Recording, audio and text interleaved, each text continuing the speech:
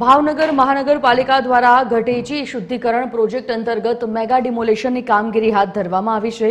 બુલડોઝરના કાફલા સાથે મહાનગરપાલિકાની ટીમે શહેરના ધોબી સોસાયટીથી બોર તળાવ સુધીના તળાવો હટાવવાની કામગીરી હાથ ધરી છે।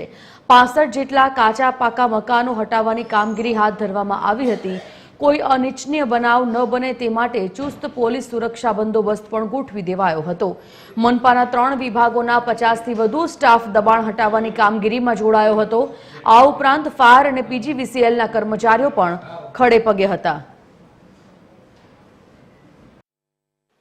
હાલમાં ગઢેચી શુદ્ધિકરણ પ્રોજેક્ટ અંતર્ગત આપણે ફેઝ 1 માં 811 ગેરકાયદેસર બાંધકામ દૂર કરેલા, જે બાદ ફેઝ 2 માં અત્યારે 62 જેટલી ગેરકાયદેસર બાંધકામોને નોટિસ આપેલી અને ત્યારબાદ એમને પૂરતો સમય આપેલો, જે દૂર ન થતા હવે દબાણ દૂર કરવાની કાર્યવાહી હાથ ધરેલી છે। ટોટલ 62 છે, એમાં એક ધાર્મિક દબાણ અને બાકીના રેસિડેન્શિયલ કાચા પાકા મકાનો છે।